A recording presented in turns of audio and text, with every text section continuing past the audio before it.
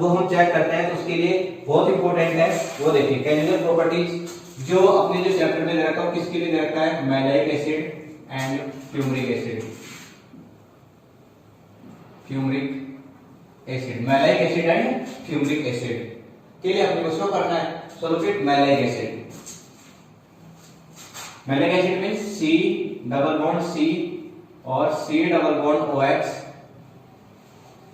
Hydrogen and C double bond OH and hydrogen, same group same side, COOH and COOH same side, it means this is maleic acid, this is maleic acid, या फिर आप बोल सकते हैं this is trans form, this is cis form।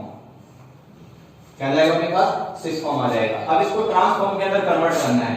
Trans form के अंदर क्यों convert करें, पहले इसकी रिएक्शन है, केमिकल प्रॉपर्टी मींस होता है chemical reaction. when maleic acid 140 degree temperature pass out in 140 degree centigrade temperature, जैसे आप इस मैलाइक एसिड को 140 डिग्री सेंटीग्रेड टेम्परेचर से पास आउट करते हैं तो मैलाइक एसिड के अंदर यहां पर डीहाइड्रेशन रिएक्शन हो जाएगी। क्या हो जाएगी, dehydration reaction. C double H को सही करने दो इसको, dehydration reaction C double bond OH, dehydration reaction it means H and OH, यहां से क्या हो जाएगा, वाटर क्या हो जाएगा, आउट हो जाएगा H2O। रेस्ट आउट है, OH नेगेटिव के फॉर्म में, H पॉजिटिव के फॉर्म में, तो negative charge appearance of oxygen atom and positive charge appearance of carbon atom. Then positive and negative make a single bond connect to carbon atom, तो अपने पास क्या जाएगा C double bond C H H, C double bond O C double bond O, C double bond O C double bond O, oxygen connect to carbon atom, oxygen connect to carbon atom, it means this is maleic anhydride, this is maleic anhydride, this is maleic anhydride. ये आपके पास क्या आ गया, मैलाइक anhydride आ गया।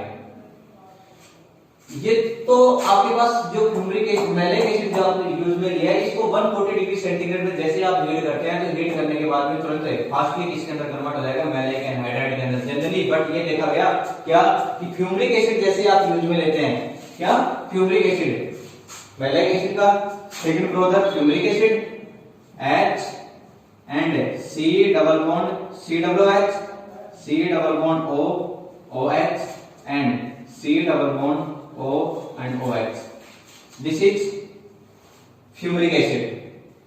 अब fumaric acid को जैसे आप 140 degree centigrade temperature पे हीट करते हैं तो एक्चुअल के अंदर ये COOH जो है इस साइड के अंदर COOH आ रहा है बट इस कार्बन से कनेक्टेड। बहुत सारे स्टूडेंट ये बोल रहे हैं सर यहाँ पर भी तो डीहाइड्रेशन रिएक्शन हो सकती है, पॉसिबल है ना, बट मैं बोलता हूँ dehydration reaction can not be possible in fumaric acid because the carbon connect to hydrogen it is non-active hydrogen, non-active hydrogen, but OH is a active hydrogen because the carbon because the hydrogen connect to oxygen atom, because the hydrogen atom connect to oxygen atom, but hydrogen atoms connect to carbon atom and electronegativity of carbon is less than oxygen atoms, then hydrogen is a active hydrogen, hydrogen is active hydrogen, hydrogen यहाँ पर क्या active hydrogen because the hydrogen connect to oxygen atoms, और hydrogen this is hydrogen connect to carbon atoms because the hydrogen not connect to FON से कनेक्ट नहीं है यहाँ पर। यदि आपके पास दोबारा से बोल रहा हूँ ये हाइड्रोजन जो है ऑक्सीजन से कनेक्ट है तो दिस इज एक्टिव हाइड्रोजन, ये एक्टिव हाइड्रोजन हो जाएगा यहाँ पर, बट ये हाइड्रोजन इस कार्बन से कनेक्टेड कौन से कनेक्टेड नहीं है, इट मींस ये एक्टिव हाइड्रोजन नहीं है, डीहाइड्रेशन रिएक्शन यहाँ से पॉसिबल नहीं है, तो पॉसिबल नहीं है तो इसके लिए क्या करें, यहाँ से H2 मत निकाल देना, आउट नहीं होगा, तो क्या करें सर, इसके लिए बहुत ही सिंपल से रिएक्शन है, इसकी टेंपरेचर 140 डिग्री सेंटीग्रेड टेंपरेचर पे यहाँ पर डीहाइड्रेशन रिएक्शन पॉसिबल नहीं हो जाएगी।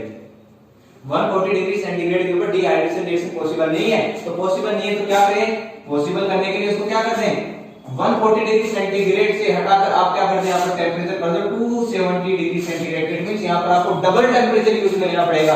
डबल टेम्परेचर जैसे आप यूज में लेंगे तो मैलाइक एसिड ये फ्यूमरिक एसिड है इसका कॉन्फ़िगरेशन चेंज हो जाएगा। आपको पता है ये जब आप कॉन्फ़िगरेशन आइसोमेरिज्म के अंदर आप चेक करते हैं तो कॉन्फ़िगरेशन आइसोमेरिज्म के अंदर आपको जब इसको ट्रांस के अंदर कन्वर्ट करना होता है, रेस्ट्रिक्टेड जब रोटेशन होता है, तो रेस्ट्रिक्टेड रोटेशन के अंदर आपको मैंने बताया था कि रूम टेम्परेचर के ऊपर तो कितना केल्विन होता है, सिर्फ 5 to 15 किलो कैलोरी पर मोल होता है। बट आपको कॉन्फ़िगरेशन चेक करना है, because the alkene restricted rotation in present of alkene के अंदर क्या होता है, रेस्ट्रिक्टेड रोटेशन होगा। रेस्ट्रिक्टेड रोटेशन की वजह से वो इजीली रोटेट नहीं कर पाएगा, कॉन्फ़िगरेशन चेंज नहीं होगा। तो उसके लिए क्या करना पड़ेगा, आपको 100 किलो जूल पर मोल एनर्जी की रिक्वायरमेंट होती है। और ये एनर्जी आएगी कहां से, हीट से तो आएगी। तो आपको हीट मैक्सिमम करना पड़ेगा, हीट इंक्रीज करनी पड़ेगी। और जब जैसे ही आप हीट इंक्रीज करेंगे तो यहाँ पर क्या हो जाएगा, ये फ्यूमरिक एसिड जो है किसके अंदर कन्वर्ट हो जाएगा, मैलाइक एसिड के अंदर। तो 270 डिग्री सेंटीग्रेड, 270 डिग्री सेंटीग्रेड पर जैसे आप इसे हीट करेंगे तो हीट करने पर यहाँ पर क्या हो जाएगा, ये मैलाइक एसिड के अंदर कन्वर्ट हो जाएगा। और मैलाइक एसिड का मतलब C double bond H and C double bond OH and C double bond OH। और अब ये यहाँ से क्या हो जाएगा, डिहाइड्रेशन रिएक्शन हो जाएगी, वाटर यहाँ से क्या हो जाएगा, आउट हो जाएगा, और वापस क्या हो जाएगा, मैलाइक एंड हाइड्राइड का फॉर्मेशन हो जाएगा। तो ये है हमारे पास chemical reaction maleic acid and fumaric acid का। तो जनरली याद रखना है कि maleic acid and fumaric acid के अंदर मैलाइक एसिड जो है ना, जो room temperature it means 140 degree centigrade पर इसका डिहाइड्रेशन रिएक्शन हो जाएगी। डिहाइड्रेशन में यहां से वाटर आउट हो जाएगा, मैलाइक एंड हाइड्राइड का, इसको बोला जाता है anhydride. C double bond O, C double bond O को बोला जाता है एनहाइड्राइड। और ये मैलाइक एसिड का, इस वजह से क्या हो जाएगा, मैलाइक एंड एसिड यहां से आउट हो जाएगा, because the hydrogen remove from maleic acid, है ना। तो ये oxygen atoms, hydrogen remove from oxygen atoms, यहां से H2 आउट हो गया, हाइड्रोजन बचा ही नहीं, हाइड्रोजन नहीं है तो H नहीं आएगा। तो ये मैलाइक एंड हाइड्राइड के अंदर क्या हो गया, कन्वर्ट हो गया। बट फ्यूमरिक एसिड का not convert to, can not be convert to maleic anhydride. Fumaric acid can not be convert to maleic anhydride on temperature 140 degree centigrade. तो अपने को क्या करना है, उसके लिए क्या करना है, अपने को maleic anhydride heat on 270 degree centigrade to convert, first time convert to maleic acid and then dehydration reaction and then due to maleic anhydride. बात समझ में आई। तो ये जो फ्यूमरिक एसिड है इसको 270 डिग्री सेंटीग्रेड में जैसे आप हीट अप करेंगे, हीट अप करने के बाद में ये मैलाइक एंड हाइड्राइड के अंदर कन्वर्ट होकर मैलाइक एंड हाइड्राइड में से आपको यहाँ वाटर रिलीज होगा, वाटर रिलीज होते हैं वापस क्या बन जाएगा, maleic and hydride. But direct ये डायरेक्ट पॉसिबल नहीं है कि 140 डिग्री सेंटीग्रेड पे आप ये बना दीजिए, पॉसिबल नहीं है। आपको इस पास से ही चलना पड़ेगा, जाना पड़ेगा। बात समझ में आई क्या? ये आपके 2 लेक्चर कंप्लीट हो गए। कंप्लीट आपका chemical property physical.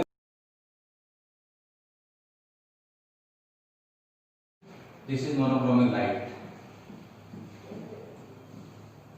Monochromic light, monochromic light pass out in its light.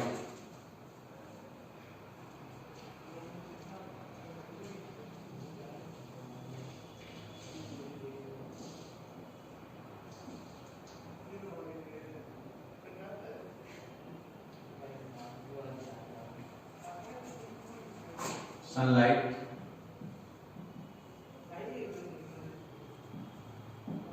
pass in light।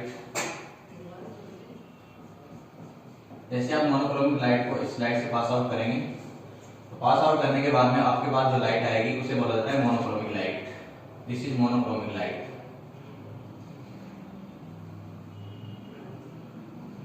Monochromic light. और जैसे इस मोनोक्रोमिक लाइट को आप किसी प्रिज्म से पास आउट करेंगे,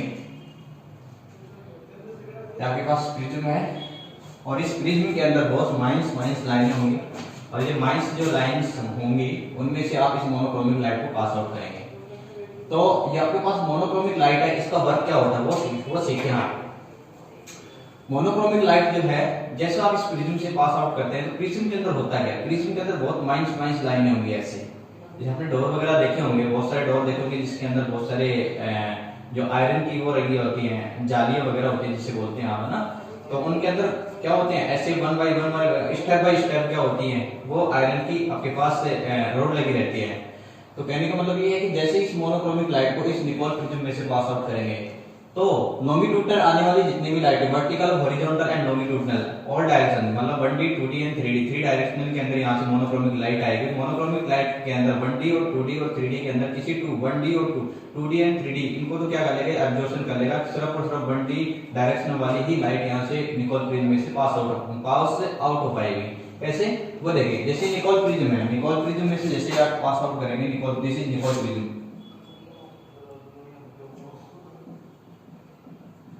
निकोल प्रिज्म, जैसे आप इससे मोनोक्रोमिक लाइट को इस निकोल प्रिज्म में से पास आउट करेंगे तो निकोल प्रिज्म का वर्क होता है कि इसके पैरेलल आने वाली जितने भी लाइटें होंगी, निकोल प्रिज्म की जो लाइनिंग होती है उसके पैरेलल आने वाली जितनी भी लाइटें होंगी उनको तो सभी पास आउट होने देगा। बाकी जितनी भी आपके पास मोनोक्रोमिक लाइट है, जितनी भी लाइटें बची हुई हैं इसके अलावा other except of linear light, जो लीनियर इस मोनो ये जो निकोल प्रिज्म है, इस निकोल प्रिज्म के पैरेलल जितनी भी लाइटें आएंगी उनको तो क्या करने देगा, पास आउट होने देगा, बाकी सबको क्या कर लेगा, एब्जॉर्ब कर लेगा या फिर वहां पर क्या कर देगा, उनको रोक देगा।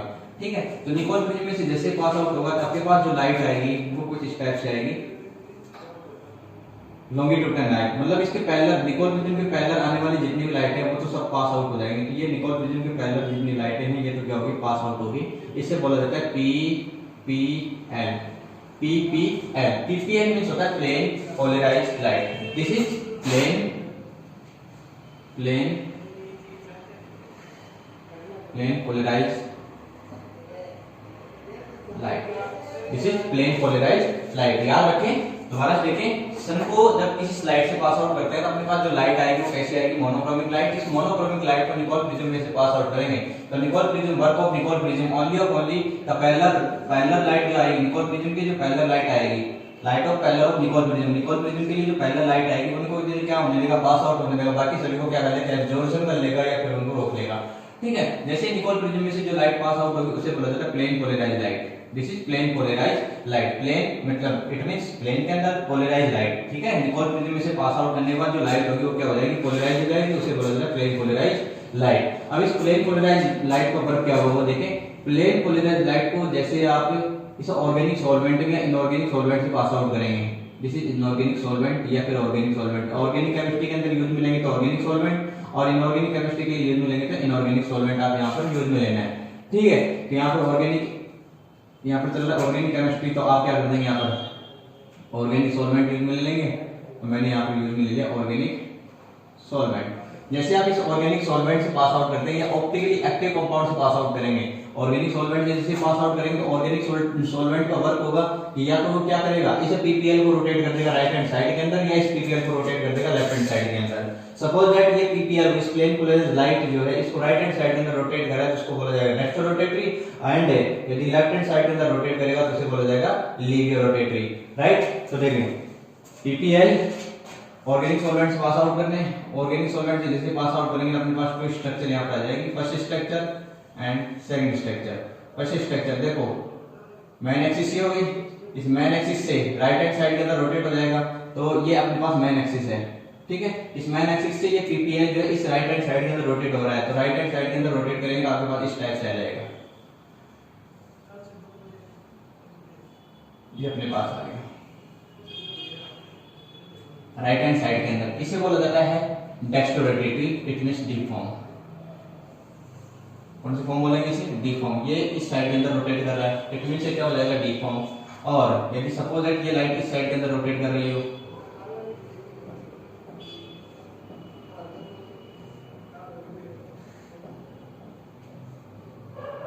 अपने पास मेन एक्सिस होगी, इस साइड के अंदर रोटेट कर रहा है, इसे बोला जाता है एल फॉर्म। क्या बोलेंगे इसे, L form. And D form means D form, D means dextrorotatory, rotatory, और एल मींस लीनियर रोटेटरी।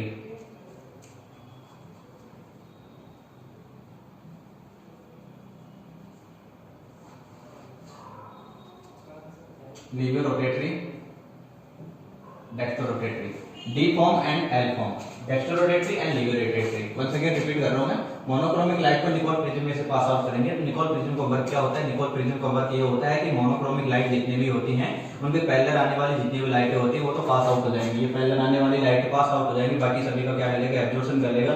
तो पैरेलल आने वाली जितनी भी लाइटें होती हैं उनको बोला जाता है प्लेन पोलराइज्ड लाइट। क्या बोला जाएगा उन्हें, प्लेन पोलराइज्ड लाइट। इस प्लेन पोलराइज्ड लाइट को किससे पास आउट करना है, ऑर्गेनिक सॉल्वेंट। ऑर्गेनिक सॉल्वेंट यहाँ पर आपके पास जो है वो है optically active.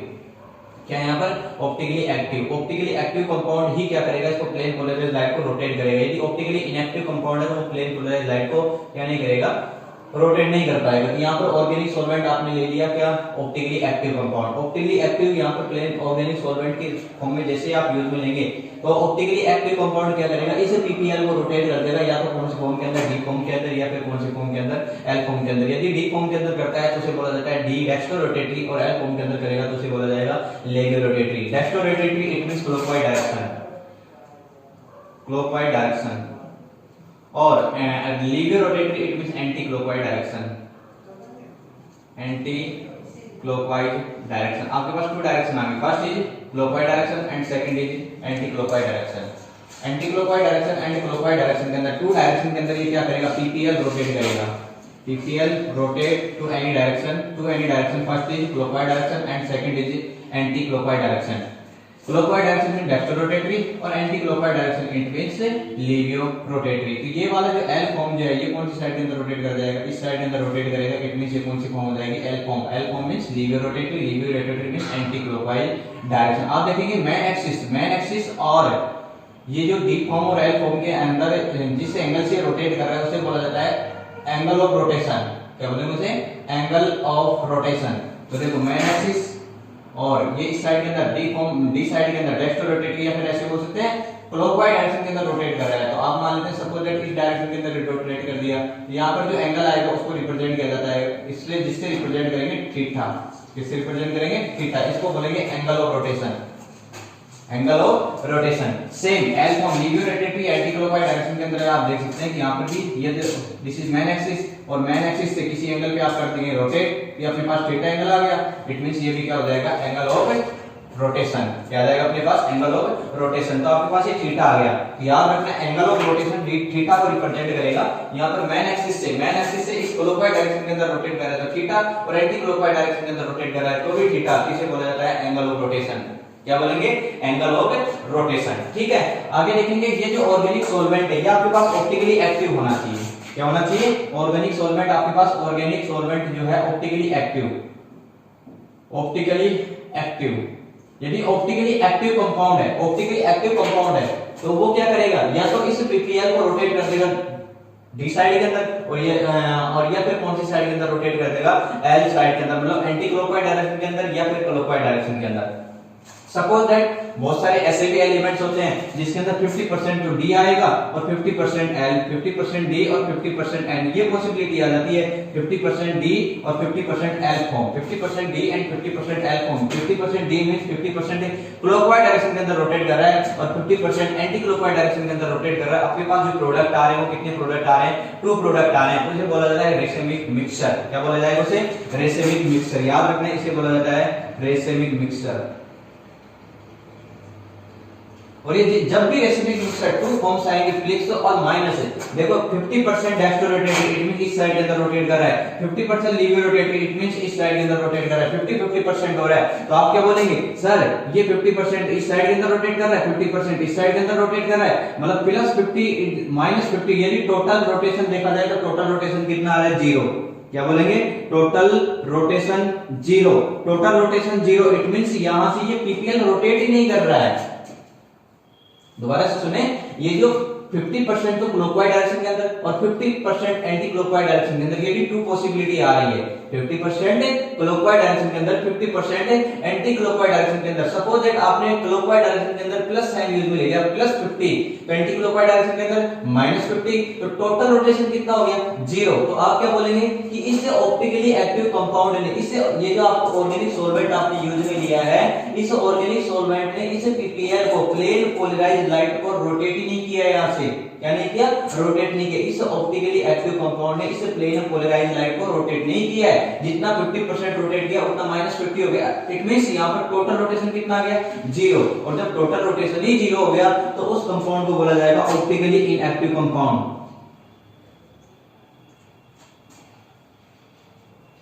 Optically inactive compound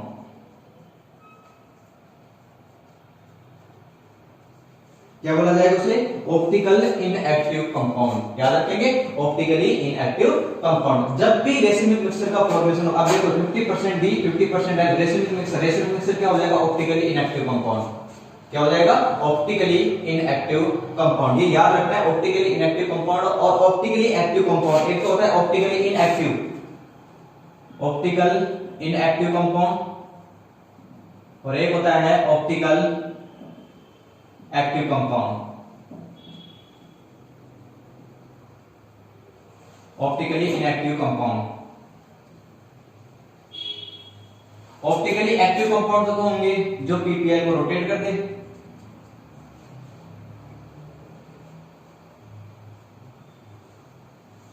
rotate of PPL, plane polarise light को क्या कर दे, रोटेट कर दे। यदि प्लेन पोलराइज लाइट को रोटेट कर रहा है तो उसे तो बोला जाएगा ऑप्टिकली एक्टिव कंपाउंड। और जो प्लेन पोलराइज लाइट को रोटेट ना करे, do not rotate, don't rotate plane polarise light है, जो प्लेन पोलराइज लाइट को रोटेट ही नहीं कर रहा है तो इट मींस वो क्या नहीं होगा, ऑप्टिकली एक्टिव कंपाउंड नहीं होगा। कौन सा आ जाएगा, ऑप्टिकली इनएक्टिव कंपाउंड। याद रखना है ऑप्टिकली आइसोमेरिज्म टू टाइप्स के होंगे, ऑप्टिकली एक्टिव और optically inactive. Optically active means होता है कि वो प्लेन पोलराइज लाइट को, rotate of plane polarise light, rotation करना चाहिए किसका, प्लेन पोलराइज लाइट का।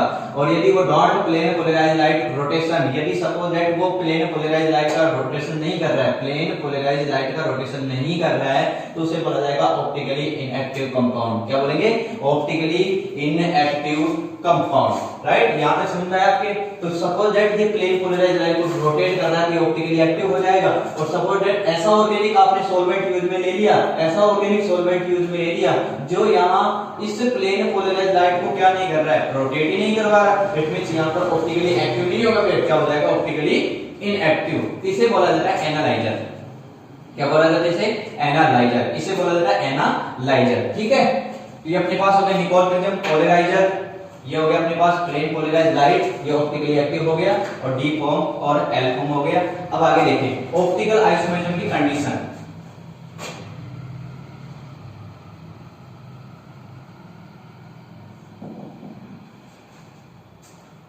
कंडीशंस देखें। फर्स्ट कंडीशन तो क्या है कि आपके पास एक तो ऑप्टिकली एक्टिव कंपाउंड होना चाहिए। ऑप्टिकल आइसोमेरिज्म के लिए कंडीशन बोल रहा हूं भाई, ऑप्टिकल आइसोमेरिज्म के लिए आपको क्या चाहिए, condition.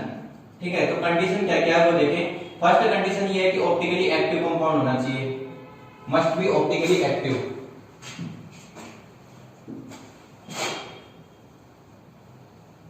Must be optical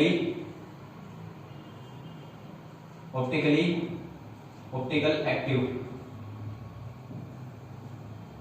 must be optically active compound. ये क्या होना चाहिए, ऑप्टिकली एक्टिव कंपाउंड होना चाहिए। सेकंड, प्लेन पोलराइज लाइट होनी चाहिए, तो प्लेन के अंदर होना चाहिए, प्लेन पोलराइज लाइट होनी चाहिए।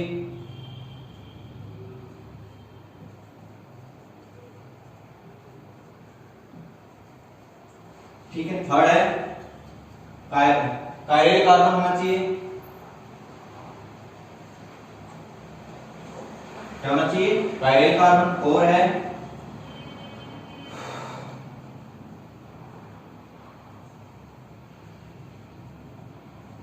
Plane of symmetry,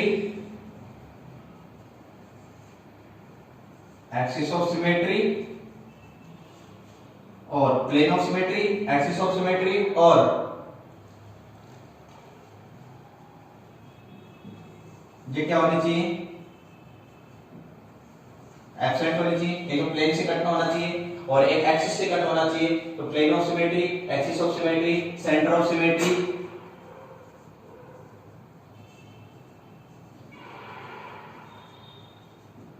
centre of symmetry, ये क्या होनी चाहिए, सभी की सभी क्या होनी चाहिए, एब्सेंट होनी चाहिए। क्या होनी चाहिए, एब्सेंट होनी चाहिए। प्लेन ऑफ सिमेट्री, प्लेन से, एक्सिस से आप कट करेंगे तो एक्सिस से भी, और सेंटर से भी, ये सभी की सभी सिमेट्री क्या होनी चाहिए, सेम नहीं होनी चाहिए, एब्सेंट होना चाहिए। यदि सिमेट्री का मतलब ये होता है कि ये अपने पास डस्टर है, ठीक है, इस डस्टर को आप इस जगह से बीच में से ब्रेक कर रहे हैं, ये डस्टर है, इस डस्टर को यदि आप बीच में से ब्रेक कर रहे हैं, इस डस्टर को आप क्या कर रहे हैं, इस यहां से मिड में से आप ब्रेक कर रहे हैं, तो टू सेम पार्ट्स के अंदर डिवाइड हो जाएगा। इट मींस इसके अंदर सिमेट्री प्रेजेंट है। क्या प्रेजेंट है, सिमेट्री प्रेजेंट है। इट मींस ये ऑप्टिकल आइसोमेरिज्म शो नहीं करेगा।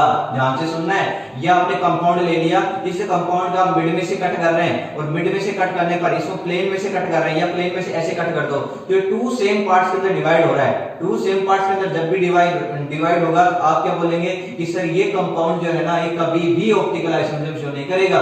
बट सपोज दैट आपके पास ये है, ये अपने पास इंक है, ठीक है। अब मैं क्या करता हूँ, इसको मिड में से डिवाइड कर रहा हूँ। जैसे इसको प्लेन में से डिवाइड करता हूँ तो ये पार्ट्स और ये पार्ट, टू पार्ट्स डिफरेंट है। इट मींस ये ऑप्टिकल आइसोमेरिज्म शो करेगा। तो याद रखना है, ऑप्टिकल आइसोमेरिज्म शो करने के लिए कंडीशन ये है कि टू सेम पार्ट्स के अंदर डिवाइड होना चाहिए। यदि वो टू सेम पार्ट्स के अंदर डिवाइड हो रहा है तो ऑप्टिकल आइसोमेरिज्म बिल्कुल शो नहीं करेगा, और यदि टू सेम पार्ट्स के अंदर डिवाइड नहीं हो रहा है, इट मींस वो ऑप्टिकल आइसोमेरिज्म वहां शो कर देगा, ठीक है। ये हो गया अपने पास plane of symmetry. Plane of symmetry के अंदर मिड में से कैंसिल आउट करने पर टू सेम पार्ट्स के अंदर डिवाइड नहीं होना चाहिए तो ऑप्टिकल आइसोमेरिज्म शो करेगा। इसलिए मैंने यहां पर बोला है प्लेन ऑफ सिमेट्री एब्सेंट होनी चाहिए। यदि प्लेन ऑफ सिमेट्री है तो ऑप्टिकल आइसोमेरिज्म शो नहीं करेगा, और यदि प्लेन ऑफ सिमेट्री नहीं है, इट मींस एब्सेंट है, तो ऑप्टिकल आइसोमेरिज्म शो करेगा। इसके लिए कंडीशन है मस्ट बी ऑप्टिकली एक्टिव होना चाहिए, और plane of symmetry, plane polarised होनी चाहिए, कायरल कार्बन होना चाहिए। कायरल कार्बन ये होता क्या है ये भी अभी देखेंगे। प्लेन ऑफ सिमेट्री होनी चाहिए, एक्सिस ऑफ सिमेट्री होनी चाहिए, सेंटर ऑफ सिमेट्री होनी चाहिए। ये मस्ट बी है ना, must be optically active, must be parallel carbon, must be plane of symmetry, must be axis of symmetry absent, and must be centre of symmetry absent. ये सभी के सभी क्या होने चाहिए, रूल फॉलो करना चाहिए। यदि ये कंप्लीट रूल फॉलो कर रहे हैं तो ऑप्टिकली एक्टिव कंपाउंड है, ऑप्टिकल आइसोमेरिज्म शो कर रहा है, वरना ऑप्टिकल आइसोमेरिज्म शो नहीं करेगा। आगे एक 7 और है, क्या, एक नॉन सुपर इंपोज होना चाहिए, non super impose, non super impose. एक होता है सुपर इंपोज और एक होता है non super impose. Super impose का मतलब ये होता है कि जैसे ये है, ये डस्टर है, इसका मिरर बनेगा, ये इसके ऊपर सुपर इंपोज हो जाएगा। बट एक मेरे पास ये है ना, इसको लूंगा तो इसका मिरर इमेज इस साइड के अंदर आएगा, और इसको इसके ऊपर रखूंगा तो ये सुपर इंपोज नहीं होगा। देखो दोबारा देखिए, एक मेरे पास हैंड है, ठीक है, ये है, अब इसके ऊपर ये तो क्या हो गया, सुपर इंपोज हो गया, इसको बोलेंगे सुपर इंपोज, ठीक है। बट मैं ये लेता हूं हैंड, अब इसको मैं ऐसे कर रहा हूं, इसका मिरर इमेज जो आया मेरे पास, उस मिरर इमेज को उठा के यहां रख रहा हूं, तो इसके ऊपर रखेंगे तो इसका फिंगर और इसका फिंगर, इसका थंब एक दूसरे के अपोजिट आ रहा है। इट मींस यहां पर एक दूसरे पर क्या नहीं हो रहा है, सुपर इंपोज नहीं हो रहा। और जब एक दूसरे के ऊपर सुपर इंपोज नहीं होगा तो उसे बोला जाता है नॉन सुपर इंपोज। क्या बोलेंगे उसे, नॉन सुपर इंपोज। तो सेम वही है कि आपके पास एक नॉन सुपर इंपोज भी होना चाहिए। जैसे एग्जांपल देता हूं मैं, मेरे पास ए है, कंपाउंड ए, ये ले लिया मैंने ए। अब जैसे इसका मिरर यूज में लेता हूं, तो मिरर यूज में लेने पर एक इसके अंदर कन्वर्ट हो जाएगा, एक के अंदर कन्वर्ट हो जाएगा, सेम आएगा। इसको उठा के इसके ऊपर रखो, क्या हो जाएगा, सुपर इंपोज। इसको बोलेंगे this is super impose compound, super imposed compound. ये अपने पास जो कंपाउंड आएगा वो कैसा आएगा, सुपर इंपोज कंपाउंड आ जाएगा। सेम है, जैसे सपोज दैट मैंने बी लिया और बी को आप लेंगे तो बी ऐसे आएगा, इसको उठा के इसके ऊपर रखो, क्या इसके ऊपर सेट हो जाएगा, नहीं होगा। इसको भी क्या बोलेंगे, नॉन सुपर इंपोज। ये हो जाएगा नॉन सुपर इंपोज, क्या हो जाएगा, नॉन सुपर इंपोज। ये सुपर इंपोज नहीं है, बट हाँ हो सकता है इसके अंदर प्लेन ऑफ सिमेट्री हो, ये प्लेन ऑफ सिमेट्री है। प्लेन में से कट करने पर टू सेम पार्ट्स के अंदर डिवाइड हो जाए, उसे बोला जाएगा प्लेन ऑफ सिमेट्री, ठीक है ना। किसी भी मॉलिक्यूल्स को, any molecules divided into planes, in a planes and then divided into two same parts is called plane of symmetry. तो आपके पास कोई भी मॉलिक्यूल्स यूज में दिया और उसको प्लेन में से आप कट कर रहे हैं तो टू सेम पार्ट्स के अंदर डिवाइड हो रहा है, तो उसे बोला जाएगा प्लेन ऑफ सिमेट्री। क्या बोलेंगे उसे, प्लेन ऑफ सिमेट्री। तो आप उसको यहां से कट कर रहे हैं, प्लेन से कट कर रहे हैं, और जैसे प्लेन से आप कट करेंगे कि टू सेम पार्ट्स के अंदर डिवाइड हो जाएगा। तो ये यहां पर है प्लेन ऑफ सिमेट्री, जिसको बोला जाता है शॉर्ट में पीओएस। प्लेन ऑफ सिमेट्री को शॉर्ट में बोलेंगे पीओएस, और एक्सिस ऑफ सिमेट्री को एओएस, और सेंटर ऑफ सिमेट्री को क्या बोलेंगे, सीओएस, ठीक है। तो यहाँ पर प्लेन ऑफ सिमेट्री, बट आप देखेंगे ये नॉन सुपर इंपोज है। क्या है, नॉन सुपर इंपोज है। नॉन सुपर इंपोज होना चाहिए है, बट इसमें प्लेन ऑफ सिमेट्री है, और प्लेन ऑफ सिमेट्री प्रेजेंट होगी तो ऑप्टिकल आइसोमेरिज्म शो नहीं करेगा। और यदि प्लेन ऑफ सिमेट्री एब्सेंट है, प्लेन ऑफ सिमेट्री एब्सेंट होगा, प्लेन ऑफ सिमेट्री एब्सेंट होगा तो ही वो क्या करेगा, ऑप्टिकल आइसोमेरिज्म शो करेगा। तो ये ऑप्टिकल आइसोमेरिज्म शो करने की कंडीशन है, ठीक है। ये ऑप्टिकल आइसोमेरिज्म शो करने की क्या है, कंडीशन है। कंडीशन के लिए आपको याद रखना है प्लेन ऑफ सिमेट्री होना चाहिए।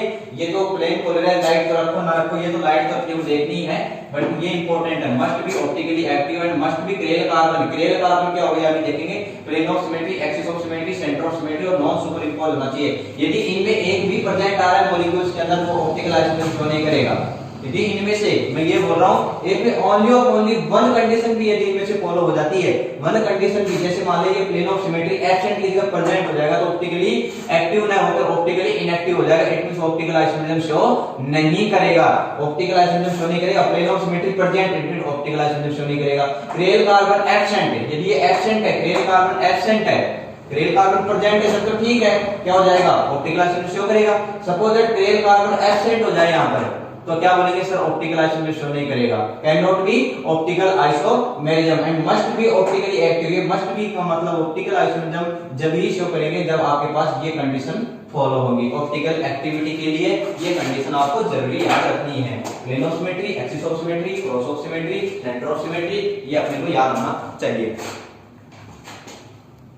ठीक है, आज के लिए इतना रखते हैं। Thank you.